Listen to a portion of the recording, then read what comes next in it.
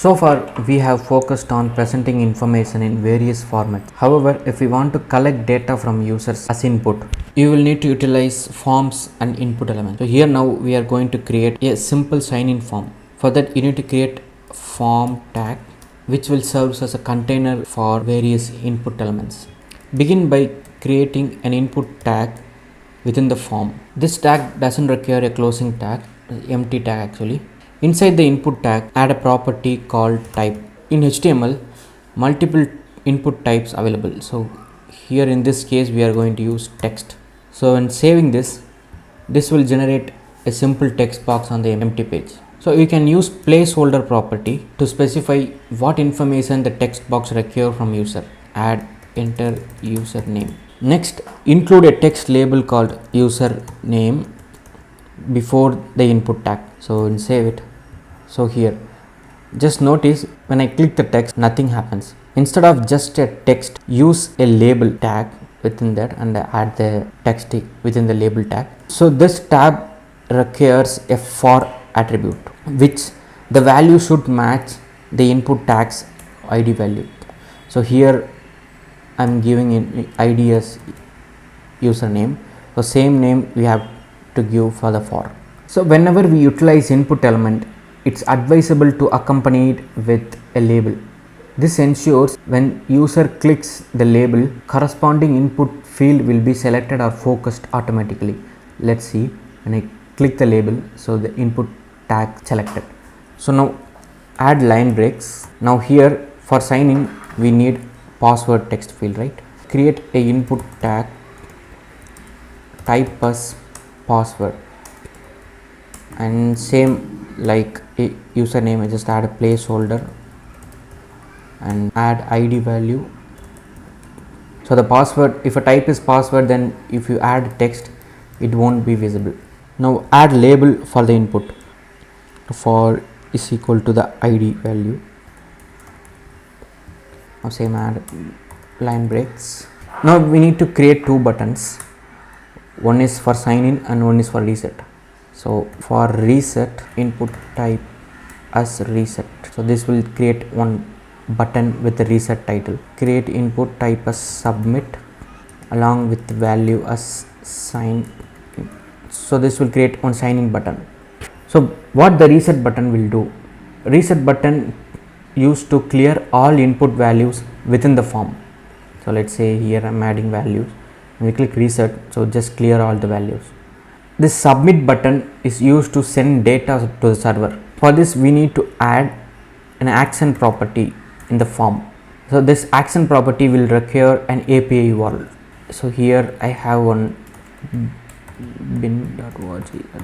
So here I gave one API URL. So when a form is submitted, the browser collects all input data within the form and sends to the URL specified in the action attribute as a HTTP request. So now fill the username test, password as test. Simply click the sign in button. You will notice that no arguments are being sent to the server. Here the arguments are empty.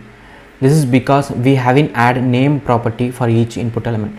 So here add name, username, and same for password, just add a name equal to password. Now just go back to the sign in page and save this. Now just fill the test, password also a test. So now you can see the name used to identify the form data. So how the form takes the value and send it to the server is using the name value. If you give a name value, that respective name will be used the server API value. So you can see the name, it is used to identify the form data. You may add one more text box below in the username box. So you may notice in few websites expecting username or email. So here we are going to create one input, type as email. So the same necessary properties we will add for the email also. Email placeholder and the respective label also will add for the ID value is name. Now add a line break. So what the type email is, so this will automatically validate the email format. So here they are asking us please include at in the email address. So if we add at and just type the exact email format, then it will be sent. So here we have email and password value. Here we are going to build another form, which is a form for job application. So the job application should collect applicants' first name, last name, email and gender along with date of birth and address along with country. And though it is a job application, we need resume. And finally, 2 checkboxes for accept terms and conditions and send me future job post. Create a form tag along with action property with API URL.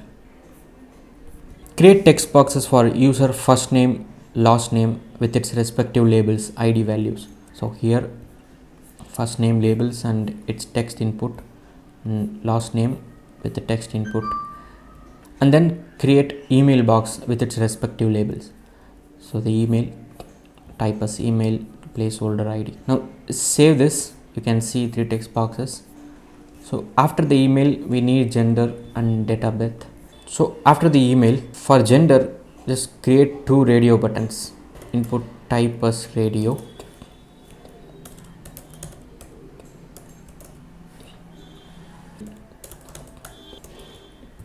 So value label we need to add male, same for female, and we need to create ID to match the for name here.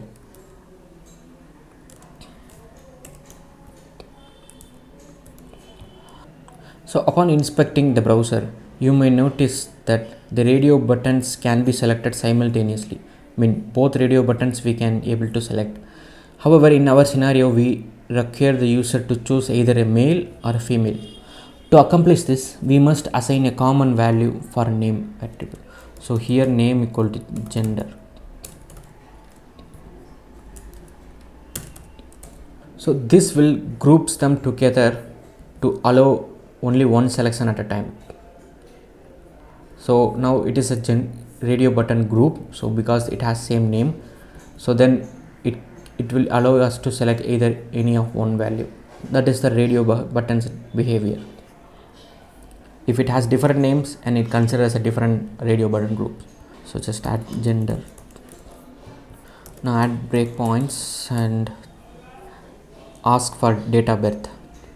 So for date of birth, you need to add input types as date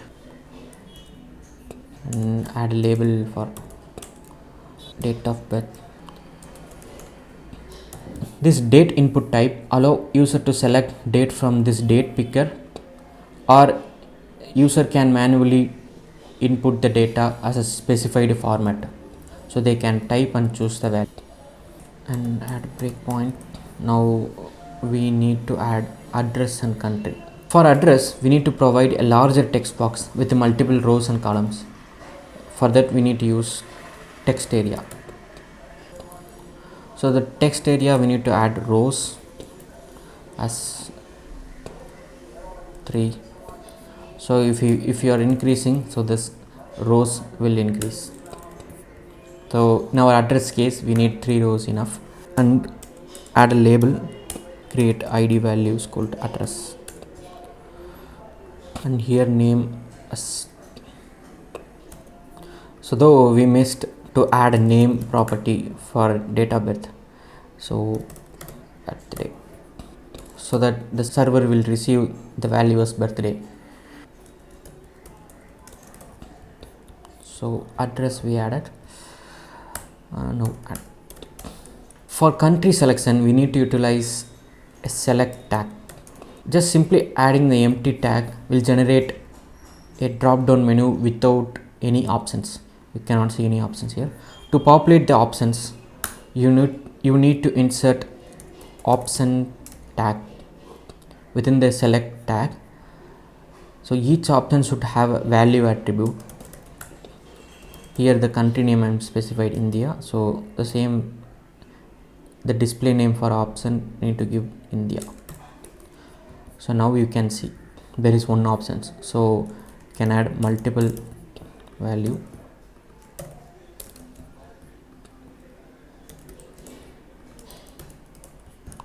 So now we can see. So by default the first option is selected, but this is not the expected behavior. User should actively choose a country. To address this, we need to create one default option titled as select country. So we leave the value as empty option and here select country with attributes as disabled. So user should not select this and make it as selected by default. So disabled and selected, so that you can see now the default value is select your country, but you cannot choose that value. That means here the value is empty. So you can come here and choose the value.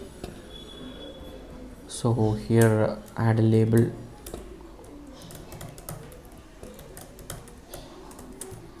ID country, name country. Now this job application form expecting user resume file. For this purpose we need to create input tag with the type as file. So if you select this, you can see there is a button for choose file. By default, file allows us to select all types of file. In this job application use case, we need to accept only PDF or MS Word, the doc and docx. For that we need to add accept property and add the file extension like PDF and docx. And now you save it, just click the choose file. Now you cannot able to choose the images, so it only accept the PDF and doc. So add label for this resume, add ID, name, add a breakpoint. We create input tag with type as checkbox. We need 2 checkboxes along with the label terms and condition, and another label is subscribe email. So add ID. So now only 2 checkboxes. Now give the value.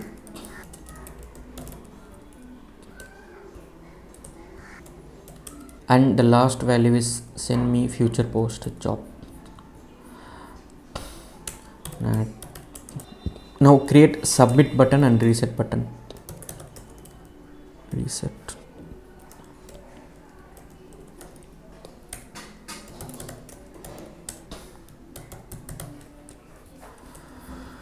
Now just fill a random value. Email.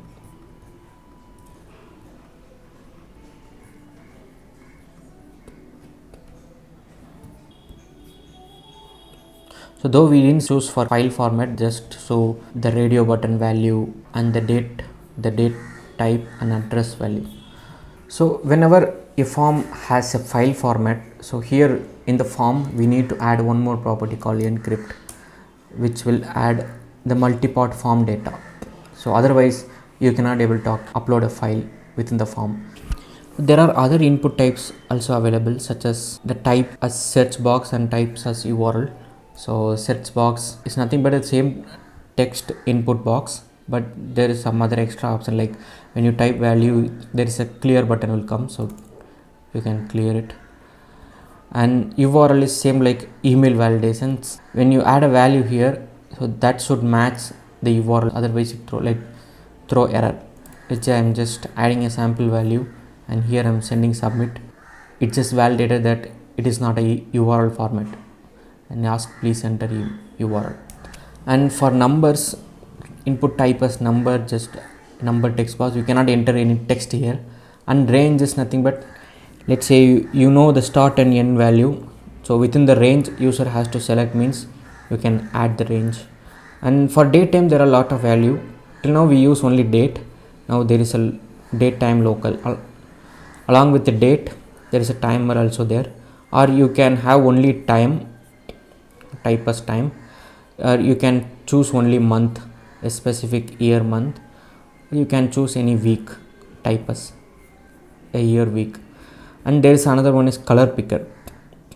So here you can ask the user to choose a desired color. So those are the extra input. This will expand possibilities within HTML forms.